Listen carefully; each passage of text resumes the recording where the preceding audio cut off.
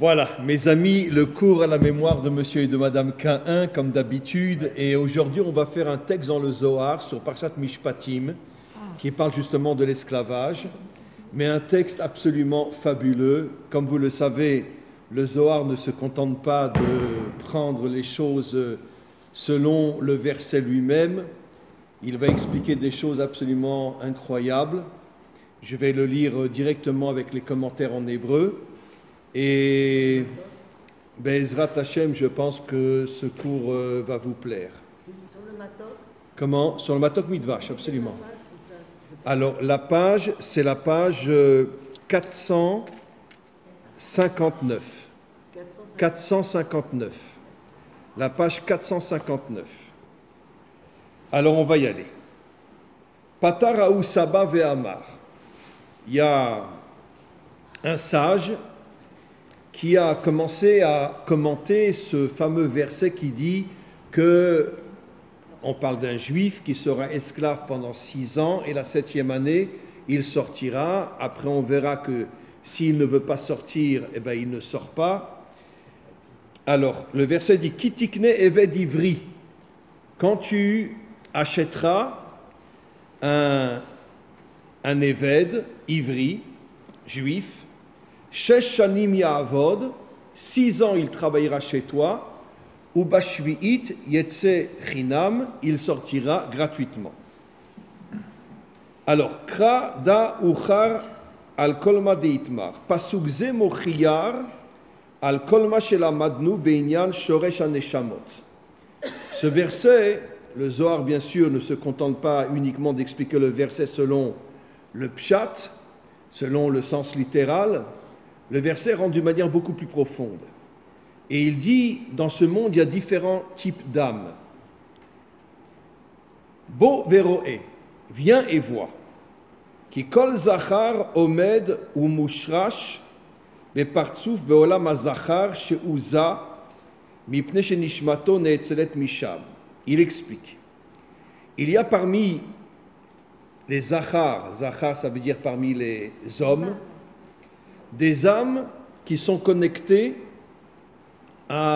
au Za, c'est-à-dire les 6 sphirotes qui sont Chesed, la bonté, Gvura, la rigueur, Tiferet, l'unité, Netzar, la victoire, Od, la louange, Yesod, la pureté sexuelle.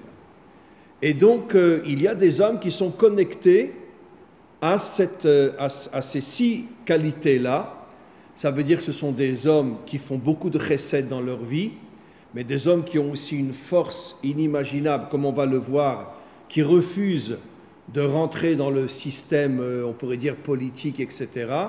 Ils restent en marge. Ce sont des gens aussi qui recherchent l'unité, chose qui n'est pas courante aujourd'hui. Comme je l'ai souvent expliqué, l'unité, c'est le fait de respecter quelqu'un qui n'est pas comme toi, tu ne partages pas ses idées, mais si tu vois que c'est un homme extraordinaire, tu peux te lier à lui, même si on n'est pas forcément d'accord sur le plan des idées. Il y a cet exemple magnifique dans le Talmud, Rabbi Yochanan, qui était le maître de Resh Lakish. À chaque fois que Rabbi Yochanan ouvrait la bouche, Resh Lakish disait le contraire. Et pourtant, c'était son élève. Mais c'était un élève authentique qui avait compris qu'on n'est pas obligé d'être toujours d'accord avec... je vais vous donner un exemple, d'accord? Ben, moi, je suis véritablement un élève du Rabbi Lubavitch. Je ne suis pas Chabad, mais je suis un élève du Rabbi Lubavitch. D'ailleurs, je donne un cours de Tanya et un cours sur les Mahamarim du Rabbi chaque semaine, depuis pas mal de temps déjà.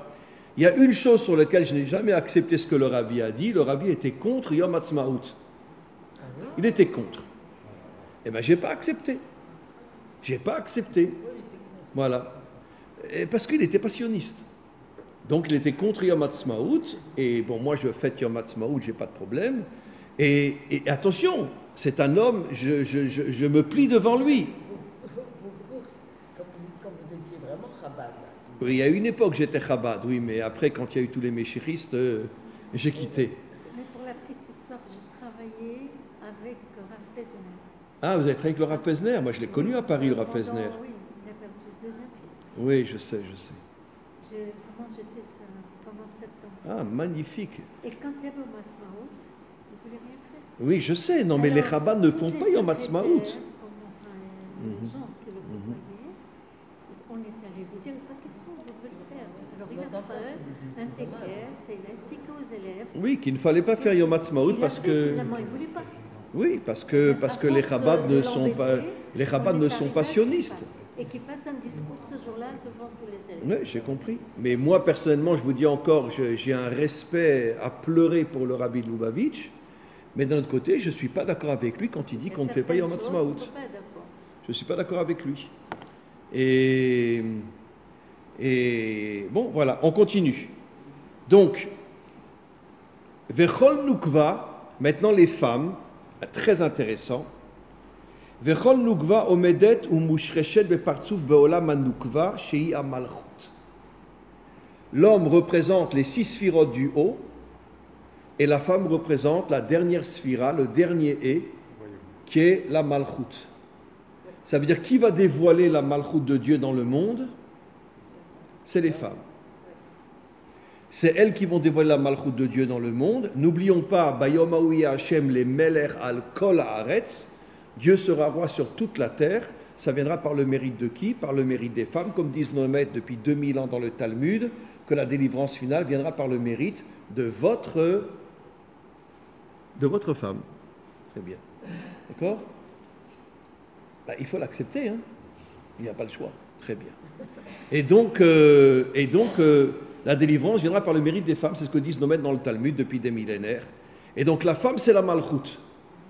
Alors, je voudrais juste expliquer quelque chose, mais pourquoi la femme, c'est la malchut? Je vais vous révéler un secret que dit le Hari Akadosh, à pleurer. La femme, c'est la seule qui donne la vie. La femme donne la vie. Elle reçoit la graine de son mari, mais cette graine, elle n'est rien. Après, elle la transforme en enfant. L'enfant est caché dans son ventre pendant 9 mois, pardon. 9 ans, excusez-moi, pendant 9 mois. Les éléphants. Et puis après, elle sort l'enfant et l'enfant prend la vie. Et vous savez ce que nos maîtres, ce que le Hari Akadosh dit, c'est à pleurer. Il dit en vérité, Dieu est caché dans la femme, pas dans l'homme.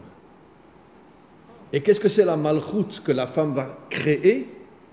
Dieu est caché dans la femme et un jour elle accouchera Dieu, puisque la venue du Mashiach est appelée un accouchement, et pareil la venue de Dieu, elle accouchera Dieu, elle le fera sortir d'elle, et à ce moment-là, l'humanité tout entière reconnaîtra que Dieu est roi de ce monde. Ça veut dire que la femme a plus Dieu en elle que Tu cherches vraiment à te faire lapider, là. Comment? Tu cherches vraiment à te faire lapider. Par les hommes. Par les hommes. J'adore. Non, J'adore qu'on me critique. mais de plus en plus. Moi, mon plus grand drapeau, c'est la critique. D'accord? Pourquoi? Parce que ça prouve que je suis un vrai juif. Parce qu'un juif sur lequel tout le monde dit « Oh, il a raison, il a raison, il a raison », c'est pas un juif. Comment? Quand vous dites qu'elle accouchera Dieu, c'est le Messie. Oui, en vérité, c'est le Messie, oui. Mais en vérité, le Messie, c'est l'ustensile de Dieu, d'une certaine manière. Le Messie, c'est pas quelqu'un qui va se prendre pour je suis un roi. Nos maîtres disent que le Messie est un homme d'une humilité inimaginable, qui, une fois que Dieu sera roi sur toute la terre, il disparaîtra et personne ne saura où il est. Comme ça, c'est marqué. Le Voilà. liquide placentaire, c'est comme la mère unique. Exactement. Donc, en tous les cas, mes amis, pourquoi la femme, c'est la malchut? Parce que la femme, elle accouche l'enfant, et c'est elle qui accouchera Dieu dans ce monde et qui le dévoilera comme roi sur toute la terre. Et donc, encore une fois, l'homme, c'est les 6 sphirotes du haut, et la femme, c'est la sphira du bas. D'ailleurs, dans le nom de Dieu, Yud et Vav et, Yud, la sagesse, le premier et, la bina, le Vav, c'est les 6 sphirotes de l'homme, et le dernier et, c'est la sphira de la femme. Donc les femmes, vous avez un rôle inimaginable dans le dévoilement de Dieu dans ce monde. Comme disent nos maîtres, la délivrance viendra par le mérite des femmes. D'accord? Comment? On est conscient. Ben oui. De plus en plus. Alors commencez à bosser. Voilà. Faites-nous un petit couscous. Voilà, on y va. Regardez maintenant ce qu'il dit. Be'od iyu avda dekutsha berichu. tant que l'homme accepte d'être le serviteur de Dieu, be'od she'u eved la'kadosh baruch hu, eino mekabel alav shem eved le basar vadam. C'est à pleurer ce texte, hein. Je l'ai préparé, mais c'est à pleurer. Il dit, un homme doit choisir.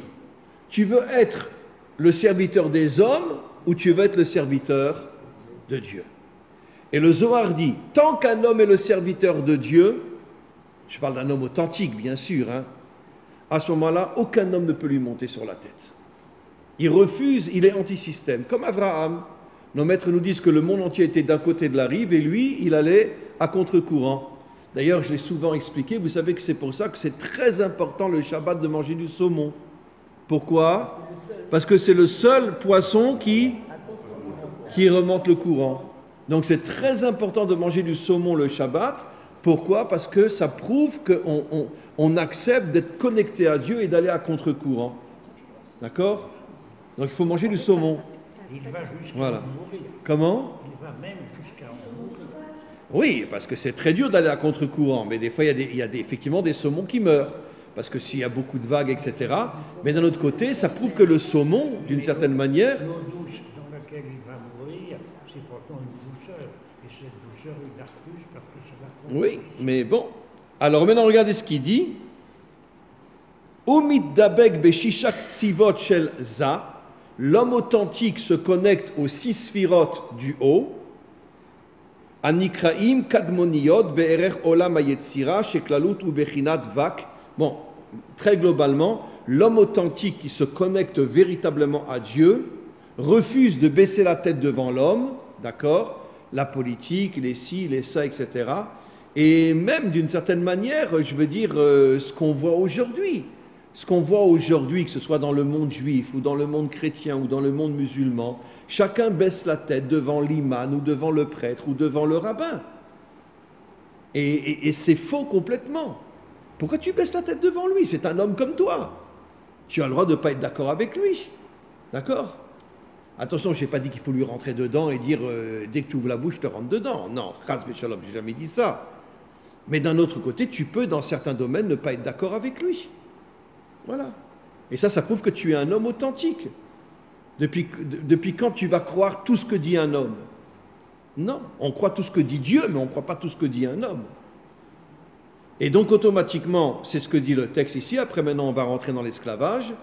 Si un homme est connecté d'une manière sincère à Dieu, il ne baissera jamais la tête devant les hommes, que ce soit des hommes religieux, que ce soit des hommes politiques, etc., ou la finance, etc., il ne baisse pas la tête devant eux. Pourquoi?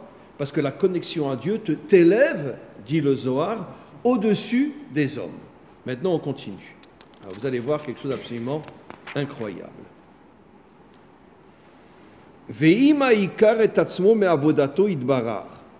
Maintenant, si un homme, bonjour,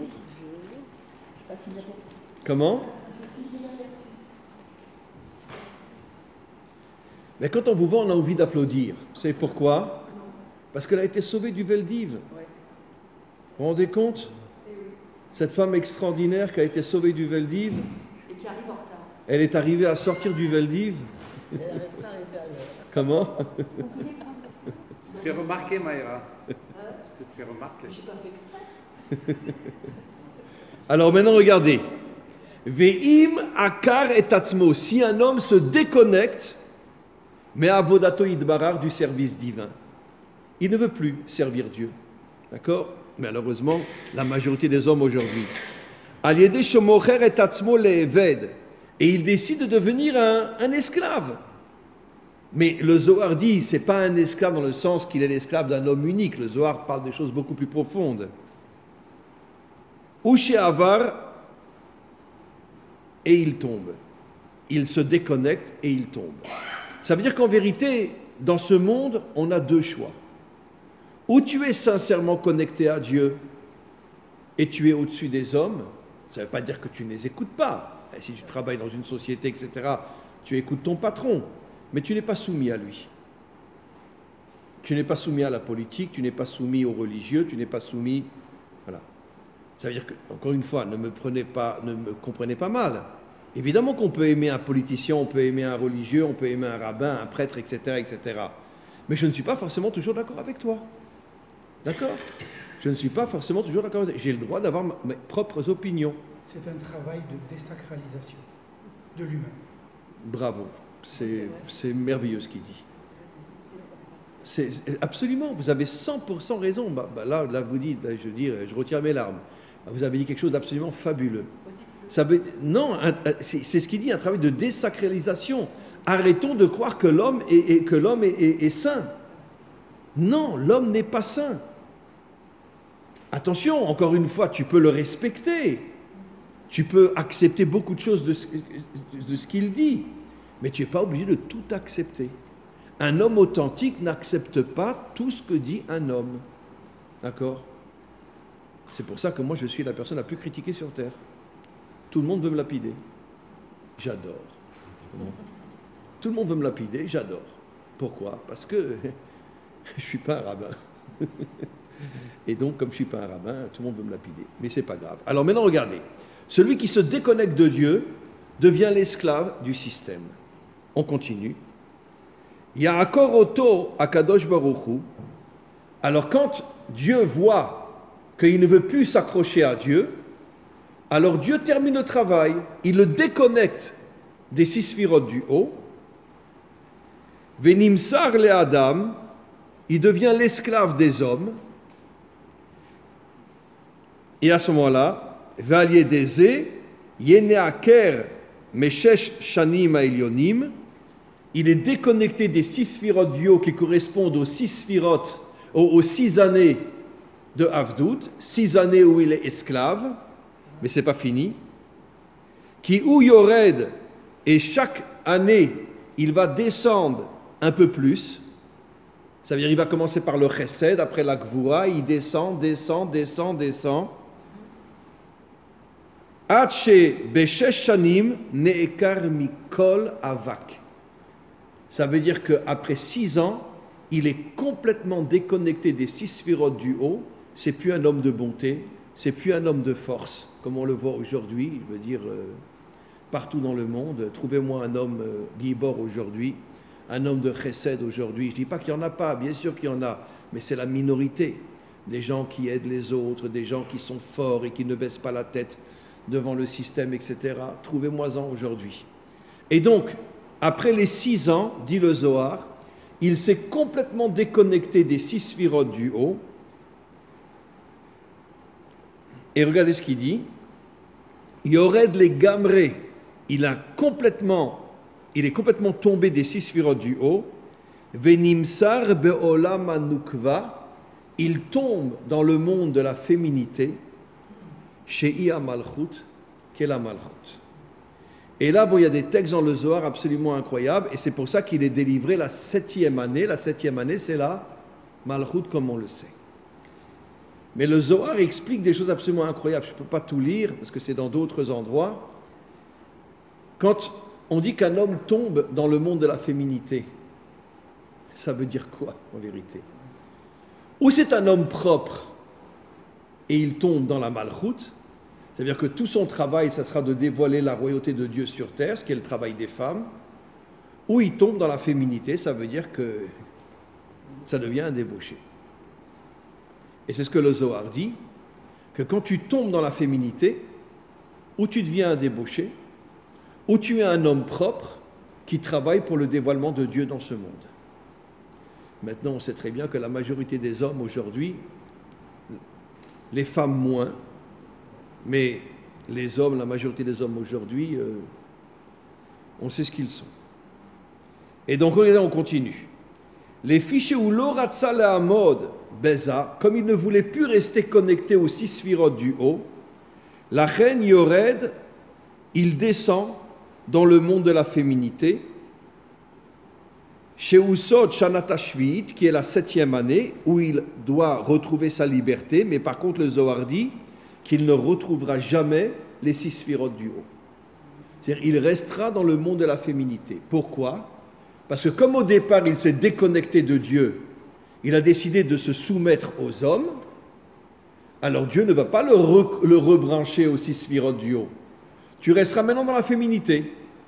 Et tu as deux possibilités, ou tu tombes et les femmes t'écrasent, ou tu combats pour dévoiler la malchoute d'Hachem, comme on le verra, c'est tout le travail de David, c'est tout le travail du Mashiach. Vous savez que le Zohar dit que David avait une âme de femme. Bon, évidemment, c'était pas un homo, c'était un super guerrier. Mais il avait une âme de femme, ça veut dire quoi? Quel est le code?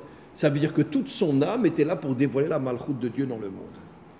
Puisque c'est le travail de la femme de dévoiler la malchoute de Dieu dans le monde. D'accord? Voilà. Alors maintenant, on va continuer.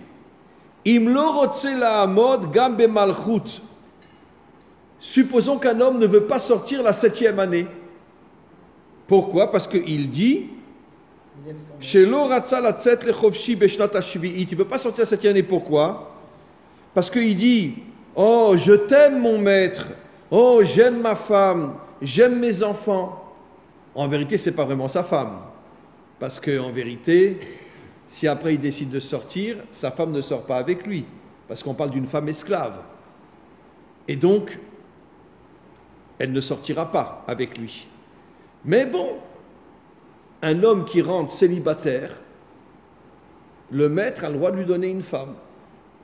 D'accord. Et puis bon, ils peuvent s'aimer. Ils peuvent avoir des enfants. Mais les enfants et la femme resteront chez le maître. Pourquoi? Parce qu'en vérité, de quelle femme il s'agit? Il s'agit d'une femme juive? Non. Vous savez à quel âge la femme juive sort? D'accord? À quel âge? J'adore quand on dit qu'on est le peuple élu. Vous savez pourquoi? Vous savez pourquoi? Parce que ce salopard de papa, il prend sa fille et il la vend à 7 ou 8 ans comme esclave, d'accord? Elle va travailler, elle va faire la cuisine, elle va faire le ménage, etc. À 12 ans, elle sort. Et pourquoi il l'a vendue? Pour se faire du fric. C'est marqué clairement dans la Torah. Un homme vend sa fille à 7 ou 8 ans, peut-être même 6 ans, jusqu'à l'âge de 12 ans, où là, elle sort, mais pendant 5-6 ans, il a reçu du fric grâce à elle. Mais vous imaginez un homme qui vend sa fille comme esclave? Et maintenant, excusez-moi de vous le dire, mais ce n'est pas moi qui le dis, c'est le Zohar et le Ari Akadosh. Imaginez ce que cette fille, elle traverse quand elle est dans une autre maison et que son père ne la voit jamais. Vous croyez qu'elle ne fait que cuisiner et que laver le linge, etc. Elle est violée constamment. Le Zohar le dit, elle est violée constamment. Une fille de 7-8 ans qui est violée constamment. Voilà, c'est terrible. Voilà. C'est pour ça que j'adore quand on dit qu'on est le peuple élu, j'adore. Au moins on a une Torah, on a des prophètes, on a des gens qui disent la vérité.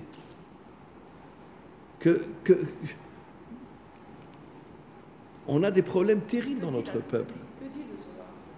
Comment? Que dit le Zohar? Ah ben il le dit, que la fille elle est violée. La fille sera violée. La fille sera violée peut-être pas tous les jours, mais elle sera violée. Ben évidemment, elle est toute seule. Vous croyez que les enfants de cet homme-là, bon, si l'homme il a 60 ans, il ne va pas violer une fille de 8 ans, et encore. Mais si les enfants, ils ont 17, 18 ans, etc., évidemment qu'ils vont aller avec elle. Évidemment qu'ils vont aller avec elle.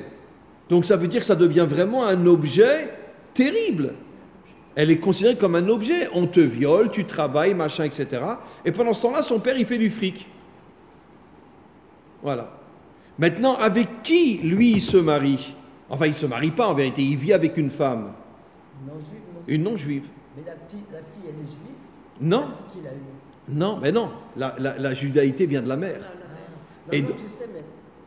elle n'est pas juive. C'est pour ça que la différence entre un esclave juif et un esclave non-juif, l'esclave non-juif reste tout le temps chez son maître, l'esclave juif sort au bout de 7 ans. Et donc en vérité, le maître va lui donner une femme non-juive pour qu'il ne puisse pas sortir avec elle. Ça veut dire pour qu'il ne puisse pas l'emmener avec elle. Et regardez ça. Nos maîtres posent une question. Mais comment un juif peut aller avec une non-juive?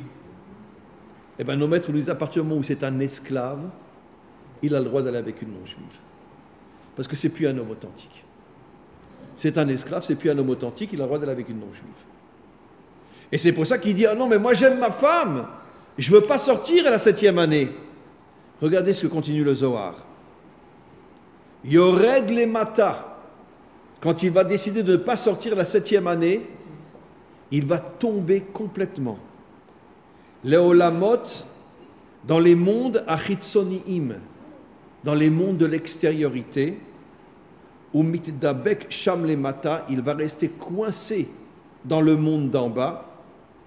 Et regardez ce qu'il dit, Daïnu, c'est de la folie, Besamermem velilit.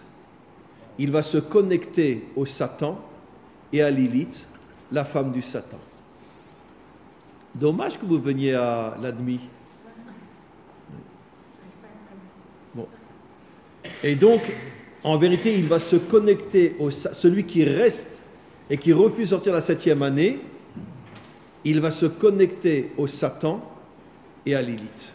Lilith, comme on le sait, nos maîtres nous disent, c'est une femme qui en vérité qui est à l'origine la femme du Satan et qui descend dans ce monde, d'accord, et qui fait tomber tous les hommes, d'accord, qui fait tomber tous les hommes. Et donc bon, on ne sait pas exactement où est Lilith, mais bon, moi à mon avis Madonna pendant très longtemps c'était Lilith. Pendant très longtemps je suis sûr que c'était Lilith.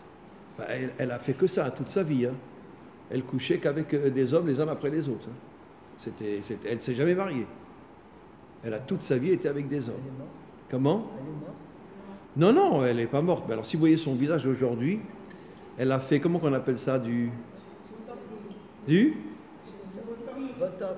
Elle a fait du Botox. Elle a un visage horrible. Horrible. Elle a, comme ça, elle est grosse comme ça, là, c'est horrible. Et bon, mais attends, elle a au moins 65 ans aujourd'hui. Mais elle n'a pas une seule ride, hein, grâce au Botox. Botox, on dit, non? Botox. Elle n'a pas une seule ride. Mais bon, aujourd'hui, c'est plus la femme qu'elle était quand il y a 10 ou 15 ans ou 20 ans, ou quand elle avait 20 ans ou 30 ans. Mais moi, je suis persuadé qu'elle avait Lilith en elle. Parce qu'elle a passé toute sa vie à courir après les hommes et à les faire tomber. En tous les cas, regardez ce qu'il dit. Donc, l'homme, quand il décide de ne pas sortir, se colle au Satan et à Lilith. Il se colle à Lilith, qui est une véritable clipa, l'écorce, ça veut dire le monde extérieur. Et donc, Mikan ou Leela, et à partir de ce moment-là où il refuse de sortir, il est complètement déconnecté du monde de la masculinité. C'est incroyable ce que dit le Zohar. Ou Me'olam Anugva, même du monde de la féminité, il est déconnecté. Et ça devient une BMA. Une BMA, un animal. Ça veut dire qu'en vérité, un homme qui s'est déconnecté de Dieu et qui d'une certaine manière s'est déconnecté aussi de son épouse, d'accord, et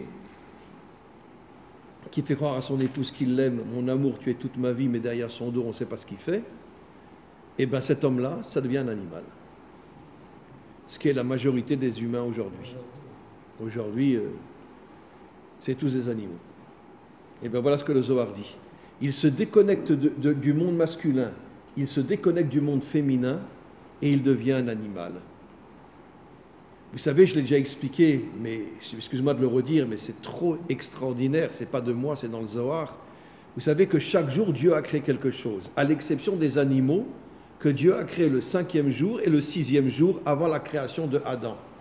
Et le Zohar dit, les animaux qui ont été créés le 6e jour, c'était en vérité des créatures qui avaient une forme humaine, mais qu'on appelle des animaux, parce que c'était des débauchés, des idolâtres, des corrompus, etc. Et qui n'avaient aucune connexion avec Dieu. Comment? Si c'était avant la création, comment ils pouvaient déjà être dépravés? Mais parce que Dieu a créé avant Adam et Ève, il a créé aussi des créatures dépravées. Dieu a créé le libre arbitre. Donc s'il a créé le libre arbitre, il faut forcément qu'il y ait des gens mauvais sur terre, de manière à ce que tu fasses ton choix entre les bons et les méchants. C'est pour ça qu'il y a autant d'homosexualité dans les deux sens aujourd'hui. Mais bien sûr, bien sûr. Regardez les journaux israéliens sur Internet. Dans tous les journaux israéliens, vous avez un mariage, on voit deux homos qui s'embrassent. Avec un rabbin dessus. Oui, et des fois avec un rabbin qui... Voilà, absolument. Mais moi, j'ai vu récemment dans un journal, tu vois, ils se serrent dans les bras, ils s'embrassent, deux homos, et le rabbin, il est derrière. Ben, évidemment, c'est pour le fric, hein, parce qu'il va prendre du fric. Mais bon, c'est incroyable. Il n'y a pas un journal où c'est pas marqué pratiquement 2 à 3 fois par semaine. On raconte la vie de Sarit Haddad, qui est une lesbienne. On raconte sa vie. Et pourquoi ils nous racontent ça? Pourquoi? Parce qu'ils veulent nous casser. Ils veulent nous massacrer. Aujourd'hui, l'homosexualité, la lesbienne, etc., c'est officiel. Et donc, regardez les journaux sur Internet, vous allez tomber par terre. Vous allez tomber par terre. Vous allez tomber par terre. Ynet, Israël Hayom, Ma'ariv, vous allez tomber par terre. Il y a toutes les semaines, 2 ou 3 fois par semaine, dans 1 ou 2 ou 3 journaux, on parle de Sarit Haddad avec sa copine, machin, etc. Voilà. C'est incroyable. Pourquoi ils font ça? Mais parce qu'ils veulent nous massacrer. Ils veulent casser le couple, ils veulent casser la famille, ils veulent tout casser. De manière à créer un monde nouveau, parce que je pense que les dirigeants et toutes les forces obscures qu'il y a dans ce monde commencent à comprendre que la délivrance est proche et ils veulent nous empêcher de nous réunir et de nous construire pour accoucher la délivrance. Et c'est pour ça qu'ils nous massacrent en ce moment. Pourquoi tout augmente aujourd'hui? Le pays le plus cher au monde, c'est Israël. C'est le pays le plus cher au monde. Mais comment c'est possible? Pourquoi? Ils veulent nous affaiblir. Ils veulent nous affaiblir pour nous empêcher de se prendre en main. Comment? Pourquoi on ne bouge pas? Ben, vous posez une bonne question. Ben, je vais vous dire pourquoi on ne bouge pas. Parce que le premier qui bouge va prendre une balle dans la tête. On est très minoritaire. Voilà, on est très minoritaire. Coluche s'est pas fait assassiner. Martin Luther King s'est pas fait assassiner. Gandhi s'est pas fait assassiner. Tous ceux qui sont sortis plus ou moins seuls contre le système se sont tous fait assassiner. Et le Rav Kahana s'est à pleurer. Le Rav Kahana, non seulement ils l'ont tué lui, ils ont fait venir un arabe mais qui travaillait avec le Mossad, et puis après ils ont tué son fils et sa belle-fille. Quelques semaines après, ils ont tué son fils et sa belle-fille.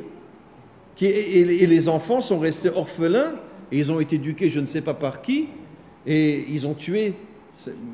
Mais le système aujourd'hui est un système entièrement corrompu. Arrêtons de croire que le système politique est un bon système. Pas du tout.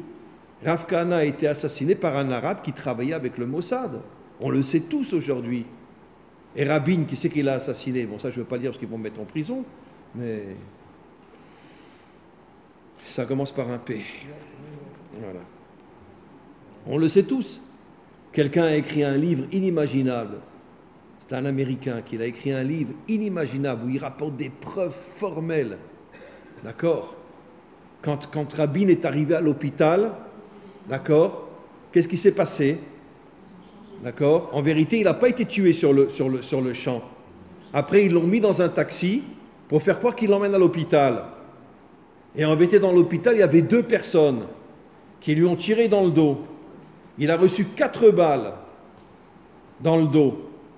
D'accord? Parce qu'en vérité, celui qui est en prison aujourd'hui, il ne l'a pas tué. C'est faux. Il y a un film où on voit que les gens disent « mais c'est une balle blanche, c'est une balle blanche ». D'accord? Et donc, ils ne l'ont pas tué. Mais quand il est rentré dans le taxi, ils ont fait un grand détour, ils lui ont tiré 4 balles dans le dos. Et ils l'ont amené à l'hôpital. Écoutez-moi bien ce que je vais vous dire. Ils ont changé l'équipe qui était là. Bien sûr, et c'est un homme et une femme mariés, 2 médecins qui l'ont reçu. Et ils ont pas compris, ils ont dit mais comment ça se fait qu'il a des balles dans le dos? On a tous vu que l'autre lui avait tiré dessus. Et ils ont commencé à se poser des questions. Vous vous rappelez pas cette histoire qui s'est passée il y a quelques années, où ce couple de médecins est mort asphyxié dans leur maison, parce que soi-disant des oiseaux ont bouché la cheminée, et la fumée est ressortie dans la maison et ils ont été asphyxiés. Mais qui c'est qui a bouché la cheminée? Non mais attends. Pourquoi? Parce qu'ils étaient prêts à révéler que c'est pas normal qu'il ait 4 balles dans le dos. Et quand le Mossad a compris et les dirigeants ont compris qu'ils allaient parler, ben ils les ont tués. Voilà. Comment il a pu sortir son livre? Comment? Comment il a pu sortir son livre? Il a disparu complètement. On ne sait pas où il est aujourd'hui. C'était un ami à moi. Je le voyais souvent. Enfin, c'est un ami, j'exagère, mais en tout cas, je le voyais souvent. Il distribuait ses livres partout. Et un jour, il a complètement disparu. Personne ne sait où il est aujourd'hui. Il était jeune, hein, il avait peut-être 40-45 ans. Mais il a rapporté des preuves incroyables dans son livre. Un homme d'une sagesse, enfin d'une intelligence inimaginable. Et puis le Mossad l'a pris et on ne sait pas où il est. Bon, j'imagine qu'ils l'ont tué, mais il est enterré je ne sais pas où, dans un endroit où personne ne sait où il est, peut-être dans une cave du Mossad, etc. C'est absolument incroyable. C'est pour ça que, arrêtons de dire qu'on est le peuple élu, arrêtons, j'en peux plus. On continue. Arrête, on continue. Quand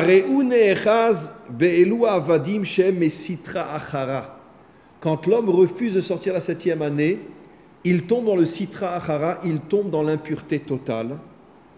Ata kevan shekar usheu nechaz besitra achara, utsarir liot nivgam. Et comme il est tombé dans le sitra achara, il doit être abîmé. Et c'est quoi la chose qu'on va lui faire? On va lui trouer l'oreille. On va la mettre contre une porte, on va faire rentrer un tournevis, on va lui trouer l'oreille, et ça c'est la preuve, dit le Zohar, que cet homme-là est complètement tombé dans le Sitra Achara. Alors, il y a encore un autre texte que je vais lire, mais je voudrais faire un petit résumé. Reprenons un petit peu ce texte-là. Tant que l'homme est authentiquement connecté à Dieu, je dis authentiquement parce qu'il y a des tas de gens qui sont connectés à Dieu, mais en vérité... Comment? Ah oui, bien sûr. Ah oui, mais n'oublions pas que les femmes, c'est la malchoute. Ben, qu'est-ce qui vient à moins 20, lui? Ah bon. Mieux vaut tard que jamais. Comment? Mieux vaut tard que jamais. Et donc, n'oublions pas que celui qui est vraiment authentiquement connecté à Dieu, d'accord, celui-là, il ne baissera jamais la tête devant les hommes. Vous savez ce que le Talmud dit? C'est marqué dans le verset « Vayir'a et Hashem ». Il faut craindre Dieu. Vous savez ce que le Talmud rajoute? Il ne faut craindre que Dieu. N'aie peur de personne. Le Talmud rajoute que. Il ne faut craindre que Dieu. N'aie peur de personne. Et ça, c'est réservé à Israël. Comment? Ça, c'est réservé à Israël. C'est réservé aux Bnei Adam aussi. Les musulmans, par exemple, Comment? descendraient bien dans les rues, mais ils ont peur de se faire égorger. Oui, mais disons que je rajouterai une nuance. Tous les peuples sont infiltrés aujourd'hui, et les peuples musulmans aussi. Et n'oublions pas que, par exemple, les Pakistanais, les Afghans, les Indonésiens, l'Indonésie, c'est le pays où il y a le plus de musulmans, ce ne sont pas des descendants d'Ishmaël. Chez nous, il y a des descendants d'Ishmaël, mais ils sont très minoritaires. Et les chiites ne sont pas des descendants d'Ishmaël, bien sûr. Les descendants d'Ishmaël, eux, sont des gens bien. Ce sont des gens bien. Et bon, il y en a qui sont tombés, eux aussi. Mais les descendants d'Ishmaël sont des gens bien. Moi, je l'ai déjà dit 1 milliard de fois, j'ai quelques amis musulmans qui sont des descendants d'Ishmaël. Eux le disent, sont les descendants d'Ishmaël. À chaque fois qu'on se voit, on se serre dans les bras. Voilà. On se serre dans les bras, etc. Et ce sont des gens vraiment extraordinaires. Et ils me disent, j'aime les Juifs. J'en ai un, qu'à chaque fois que je vais au Kotel, il a une petite comment dire, un petit camion comme ça où il vend des choses. À chaque fois qu'on se voit, on se serre dans les bras, machin, etc. Et à chaque fois, il me dit, tu peux pas savoir comme j'aime les Juifs. Et je lui dis, mais comment ça se fait que tu aimes les Juifs? Il me dit, parce que je suis un descendant d'Ishmaël. Et j'ai vu dans la Torah, dans la Parashat Chayei Sarah, qu'est-ce que vos maîtres disent sur Ishmaël, qui était le plus grand sadique de tous les temps. C'est marqué dans la fin de Parashat Chayei Sarah. qu'Ishmaël a fait une teshuva inimaginable et est devenu un tzaddik inimaginable. Maintenant, les musulmans sont complètement infiltrés. Ceux qui ont tué un enfant de 6 ans et un enfant de 9 ans, c'est des descendants d'Ishmaël. Et ils ont tué aussi un homme de 20 ans qui venait de se marier il y a 4 mois. C'est des descendants d'Ishmaël. Et évidemment que ce n'est pas des descendants d'Ishmaël. Voilà. Et donc, la majorité des musulmans ne sont pas des descendants d'Ishmaël. Ça vient d'où? Eh bien, de ce que Sancheriv a fait. Il a mélangé tous les peuples. Et tous ceux qui sont arrivés dans le monde musulman se sont convertis, etc., comme les Afghans, comme les Pakistanais, etc., qui au départ n'étaient pas des musulmans. Mais ils se sont convertis à l'islam. Mais ce ne sont pas des descendants d'Ishmaël. Voilà. Le peuple juif est complètement infiltré aujourd'hui. N'oublions pas qu'en 92, ils ont fait venir 1 million de Russes, dont 90% c'était des goïs. Pendant des années et des années, ils ne sortaient pas avec une croix sur eux. Et aujourd'hui, vous allez à Natania, vous voyez, tous les Russes ont une croix sur eux. Tous. Maintenant, ils n'ont plus peur de rien. Ils s'en foutent. D'accord. Et donc, mais pendant des années, ils se faisaient passer pour des juifs. Voilà. Mais maintenant, ils n'ont plus peur. Pourquoi? Parce qu'ils se disent, après tout, qu'ils aillent se faire foutre, les juifs. Voilà. Et donc, comment nos dirigeants ont pu faire venir 1 million de Russes, dont 80-90% n'étaient pas juifs? Comment ils ont osé faire une chose pareille? Mais parce qu'ils l'ont fait exprès pour nous détruire, pour casser notre identité. Mais comme il faut dans tous les peuples. Comme il faut dans tous les peuples. Vous savez, je vous l'ai déjà dit, récemment on était à Bruxelles, mon épouse et moi, pour faire un séminaire de 4 jours. Vous savez ce que les Belges m'ont dit là-bas, les Belges de Bruxelles? 50% de la population bruxelloise est musulmane. 50% de la population bruxelloise est musulmane. Je leur ai dit quoi, vous êtes sûr? Il m'a dit oui. 50% de la population musulmane. Et ne parlons pas de Marseille. Marseille, la majorité sont musulmans. Comment? Oui. Moi, je voulais vous poser une question. Vous avez dit qu'il faut avoir la crainte d'Hachem, et uniquement d'Hachem. Mais alors, quand vous dites que si on bouge, si on dit quoi que ce soit, on se fait signer, alors, c'est là le problème. Vous avez 100% raison.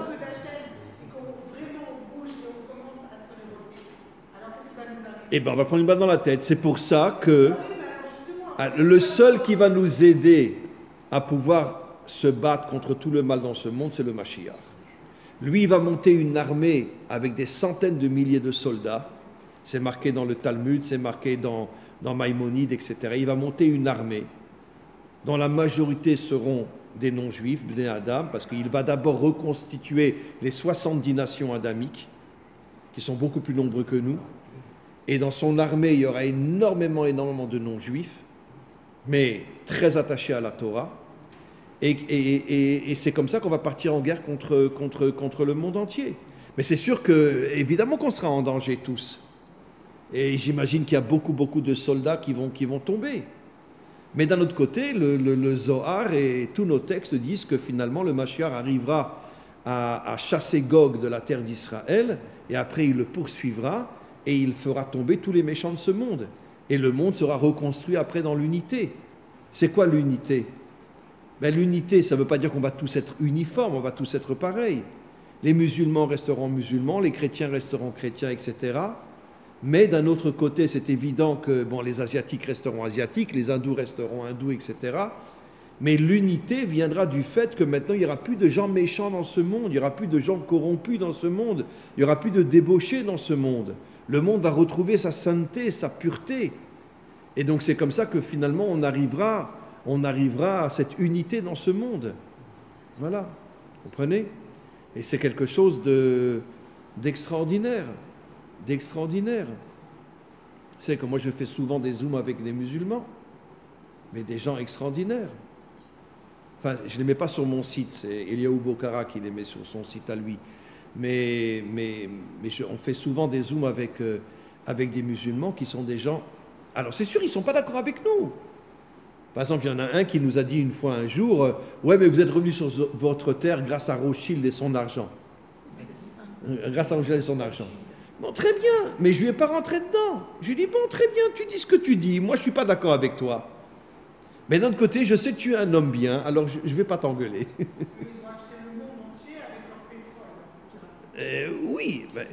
Oui, mais ceux qui achètent le monde entier avec leur pétrole, ce n'est pas forcément des descendants d'Ishmaël.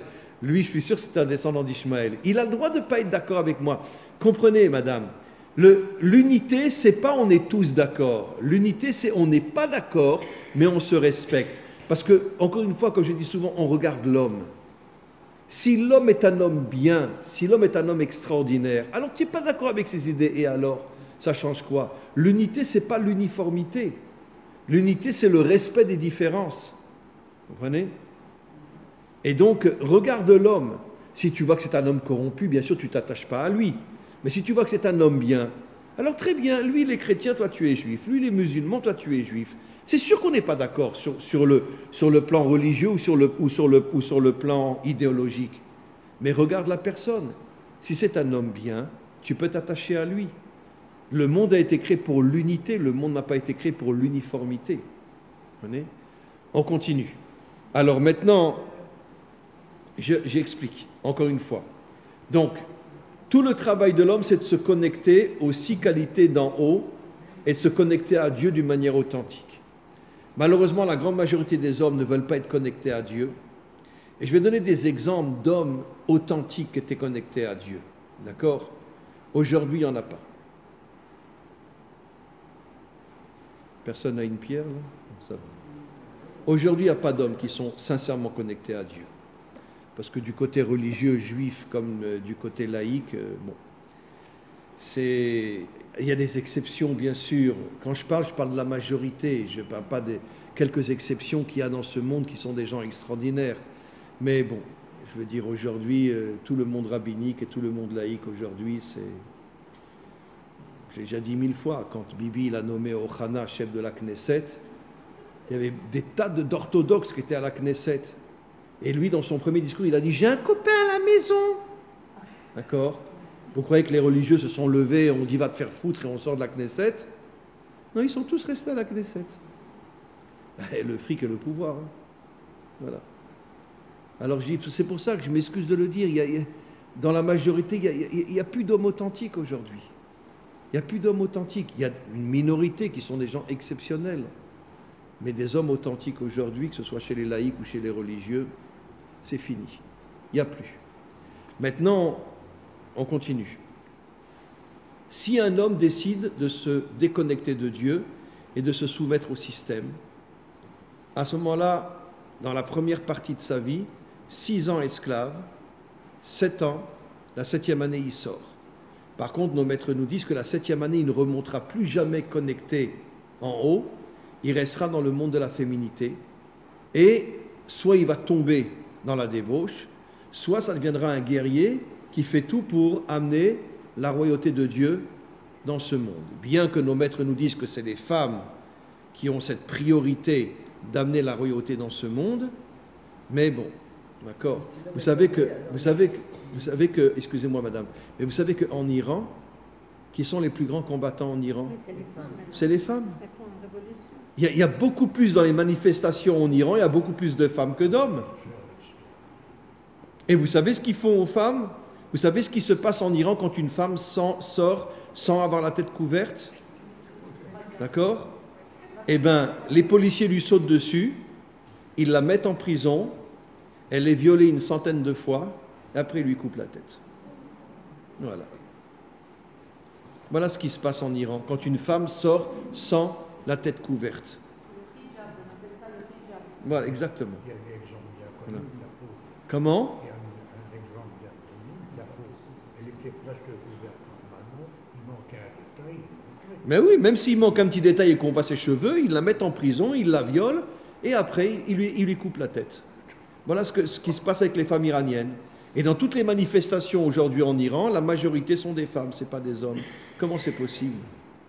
Comment c'est possible? La majorité sont des femmes. Vous voulez pas devenir un général, vous? Allez, général. Vous montez une armée et général.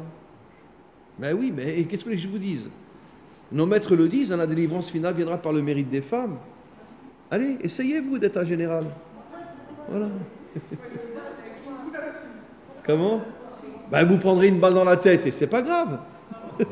Prendrez une balle dans la tête, c'est pas grave. Pourquoi le symbole de la Révolution française, c'est une femme? Mais bravo, bravo, le symbole de la Révolution française. On voit Marianne sur une barricade et tous les hommes sont en dessous d'elle. Mais elle monte ses seins. Comment? Oui, elle monte ses seins, c'est vrai. Je suis désolé. D'accord.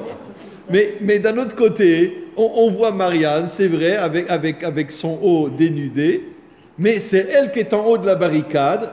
C'est comme les Français, les premiers qui ont tout compris. Et les hommes sont tout en bas. Et elle est sur le haut de la barricade. Et la statue de la liberté. Comment? La statue de la liberté, c'est une femme. Statue de la liberté, c'est une femme. Bien sûr. Bravo. Bien sûr. Oui. Oui. Oui.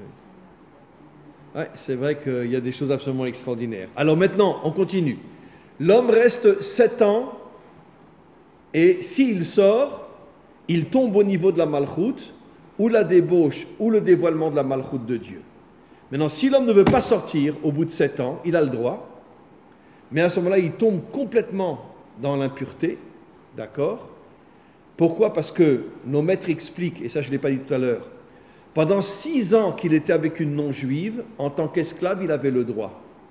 Mais par contre, rester 50 ans ou 60 ans avec une non-juive, ça, il n'a pas le droit. On l'autorise à rester 6 ans avec une non-juive en tant qu'esclave, et pas plus. Mais si lui décide, il dit « j'aime ma femme » et il veut rester avec elle, à ce moment-là, lui et elle tombent complètement dans ce qu'on appelle le Sitra Achara, le Satan et Lilith, et elle le fait complètement tomber. Elle le fait complètement tomber. Comment? Elle ne peut pas se convertir. Non, une esclave ne peut pas se convertir. Une esclave, une non-juive normale peut se convertir, mais en tant qu'esclave, elle ne peut pas se convertir. Non, absolument pas. Elle ne peut pas se convertir en tant qu'esclave justement parce qu'elle perd son statut d'être humain. C'est quoi un esclave finalement? D'accord. Maintenant, je vais vous poser une question et j'aimerais que quelques personnes me donnent la réponse. On était esclave pendant 210 ans en Égypte. D'accord? Ah, vous me regardez avec un air ashkénaze, là. Hein. J'arrive pas à comprendre. Franchement, je n'arrive pas à comprendre. Comment la Torah autorise, même pendant 6 ans, à transformer un juif en esclave? Comment la Torah ose commencer Mishpatim par, pendant 6 ans, il sera un esclave? Mais comment c'est possible? Mais comment qu'on peut transformer un juif en esclave dont le maître sera un juif lui aussi? Comment c'est possible? Comment vous comprenez? Alors en vérité, le Zohar le dit. Parce que comme il s'est déconnecté de Dieu, alors qu'il tombe sous la soumission des hommes, c'est vrai, le Zohar le dit. Mais bon, le Zohar le dit, mais j'aimerais comprendre d'une manière un peu plus profonde. Comment il peut y avoir une loi dans la Torah qui autorise à transformer un juif en esclave et dirigé par un juif? Comment c'est possible? Si quelqu'un a une réponse. Voilà. Et je veux dire, je dis souvent, les Africains et nous, on a plus ou moins la même histoire, sauf la Shoah. Comment les Américains ont pu transformer des centaines de milliers d'Africains en esclaves? Pourquoi? Pourquoi ils ont fait une chose pareille? Pourquoi ils ont fait une chose pareille? Et donc, là, c'est des non-juifs qui transforment des non-juifs en esclaves, même s'ils sont africains, même s'ils sont noirs. Mais chez nous, un juif va devenir le patron d'un esclave juif. Comment c'est possible une chose pareille? Comment c'est possible? Alors d'accord, le Zohar dit parce qu'il s'est déconnecté de Dieu.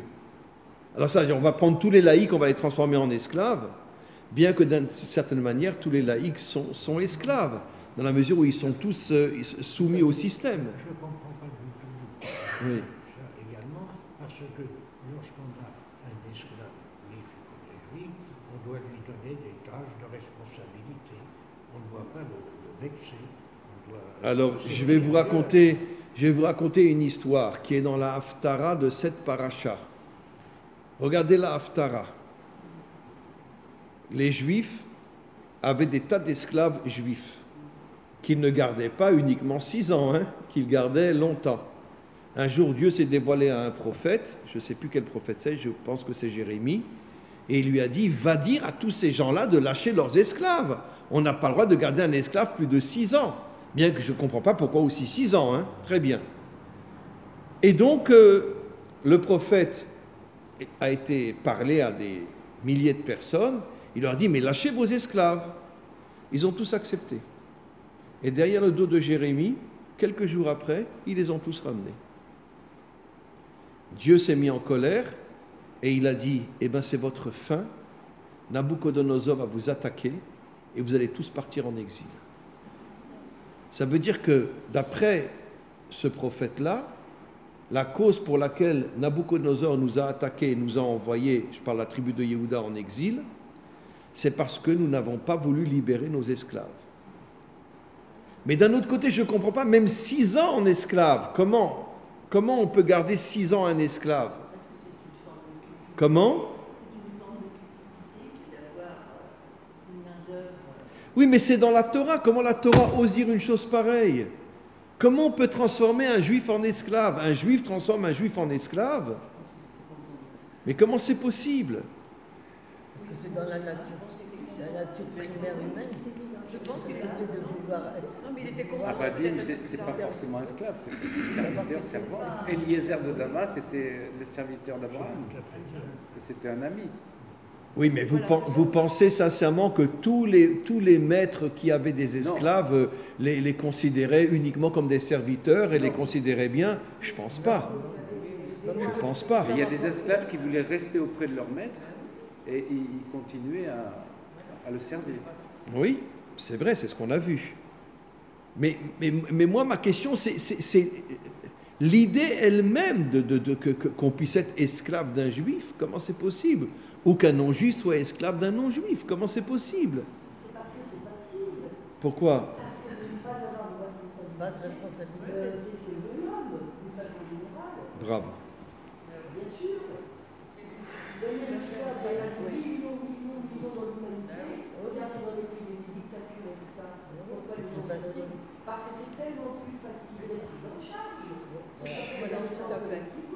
Mais c'est ce qui se passe aujourd'hui avec la sécurité sociale, etc. Vous vous rendez compte que cette petite enfant qui était un bébé quand elle est sortie du Veldiv, mais non, mais moi, je suis désolé, mais il faut que tout le monde sache. Je sais, mais quand même, comment qu'on pouvait sortir du Veldiv à cette époque-là? Parce que j'étais une brailleuse. Oui. Parce que vous étiez quoi? Une brailleuse. Eh bien, elle dit quelque chose à pleurer, d'exceptionnel. Parce qu'en vérité, elle a trouvé la véritable réponse. En vérité, ce n'est pas le propriétaire qui va chercher des esclaves. C'est lui-même qui dit, bon, écoute, j'ai envie d'être chez toi. Pourquoi? C'est comme ça, j'aurai une maison, j'aurai à manger, et je travaille pour toi. Voilà. Vous avez trouvé la réponse fabuleuse. C'est pas, en vérité, c'est pas comme les Blancs qui sont partis chercher en Afrique des esclaves. Dans la Torah, c'est pas ça. C'est l'homme lui-même qui vient et qui dit, est-ce que je pourrais être ton serviteur? Et en échange, tu me donnes un petit peu d'argent, tu me donnes un logement, tu me donnes une femme, et je travaille pour toi. Bravo. Elle a trouvé la vraie réponse. Ce que disait aussi Gérald, la pareil. Et partout avec les musulmans, des Africains qui viennent en France pour être justement assistés, recevoir tout. Ah oui, il n'y a pas comme les musulmans qui reçoivent autant de... Et ils ont des femmes, des femmes blanches et pour les enfants. Et ils ont de l'argent, mais de tous les côtés. Mais oui, et pas les Français. Les Français n'ont pas autant d'argent que les musulmans, voilà. Voilà. Maintenant, ils n'ont même plus de pouvoir. Oui, mais vous avez 100% raison. Jésus n'a pas aboli le système. De quoi? D'esclavage? Non, ce n'est pas l'esclavage, le système de serviteurs et servantes. Dans le Nouveau Testament, enfin, c'est pas du tout... il n'a pas aboli, il a dit serviteurs, soyez fidèles à votre maître. Oui, mais pourquoi? Parce que c'était un système de hiérarchie comme... Donc, comme elle a expliqué, qu'en vérité, c'est celui qui veut devenir un esclave qui vient voir son maître pour dire « transforme-moi en esclave ». C'est pas le maître qui va chercher les gens et qui les transforme en esclaves. Il y a des gens qui peuvent commander, il y a des gens qui sont contents de se soumettre à un maître. Bravo. D'accord. Alors je suis 100% d'accord avec vous. Il y a des gens qui aiment se soumettre. Ils ne sont pas capables. Voilà, ils aiment se soumettre. Ils veulent la tranquillité. Voilà. Voilà, ils veulent la tranquillité. Je travaille pour toi, tu me fous la paix, voilà. Voilà. J'ai une question. Oui. La symbolique des 50 ans, c'est l'éternité. Oui. Jusqu'au Yovel. Et après, on remet tout en question. Donc, Oui. mais c'est magnifique, ça veut dire que on ne peut pas être accablé éternellement en éternité. Non, mais le Zohar dit après qu'il y a des gens qui, même au Yovel, ne voulaient pas sortir et restaient encore chez leur maître. Alors là, ils tombaient complètement.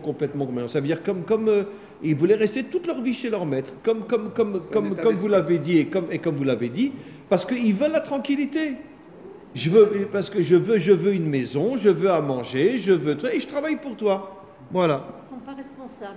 Voilà, c'est des gens qui finalement n'ont aucune responsabilité. Voilà. Et donc finalement, quand la Torah nous dit que quelqu'un peut devenir un esclave, c'est pas encore une fois le maître qui va chercher les esclaves, c'est l'esclave qui vient chez le maître et lui dit transforme-moi en esclave, donne-moi à manger, donne-moi une maison, et voilà. Oui.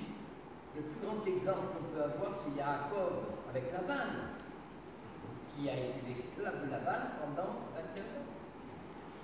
Je ne sais pas s'il était vraiment esclave de Lavan. C'est lui qui s'est proposé quand même. Oui, c'est vrai. C'est vrai. Mais pour avoir les femmes et pour pouvoir mettre des enfants au monde. Ça veut dire qu'il s'est rendu esclave pour une bonne raison. Parce que finalement, cette raison, il y en a, c'est bien sûr l'assistanat. Il y en a d'autres, c'est parce que, voilà l'exemple de Laban, de Yaakov. Il y a plusieurs exemples. Et c'est comme ça qu'on devient un esclave. Aujourd'hui, on est esclave de l'informatique. Ben, on est esclave aujourd'hui, on est tous esclaves aujourd'hui. On est tous esclaves du système aujourd'hui. Hein. Et le système fait tout pour nous détruire. On a dit heureux comme un juif en France, et on s'aperçut qu'il y a eu l'affaire Dreyfus, et les gens peut-être qui sont à la actuellement ne sont peut-être pas assez conscients de ce problème. Oui.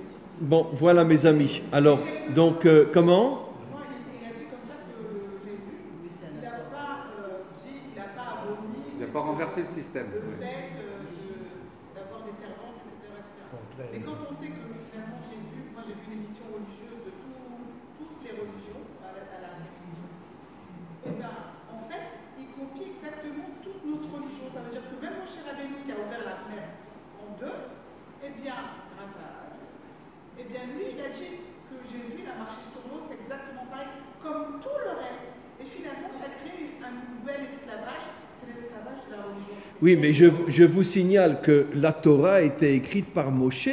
Donc c'est Moshe qui accepte l'esclavage. C'est-à-dire que c'est Hachem qui lui a envoyé. Oui, non, c'est vrai, vous avez raison. Mais d'un autre côté, c'est Moshe qui a écrit la Torah. Donc c'est Moshe qui a écrit qu'un juif pouvait devenir l'esclave d'un juif. Finalement, un esclavage d'une autre religion. C'est la nôtre. Oui. Vous voyez ce que je veux dire? Oui. Mais ce que je pense aussi, c'est que je me demande, tout le monde n'est pas prêt, tout le monde n'est pas capable de pouvoir prendre des responsabilités. Oui. Tout le monde n'est pas capable de cela. Non, vous avez 100% raison. Alors je comprends qu'ils préfèrent être dans le système, la tête baissée. Ils laissent les patrons. Absolument. Non, mais vous avez tous et toutes donné la bonne réponse. En vérité, à la différence des Blancs qui sont partis en Afrique pour transformer les Africains en esclaves, dans notre peuple, c'est pas ça. Oui. C'est l'homme qui vient lui-même dire à quelqu'un « transforme-moi en esclave » parce que bon, j'ai pas d'argent, je vis pas bien, etc. Et je sais que chez toi, quand je travaillerai pour toi, j'aurai un minimum d'une vie normale.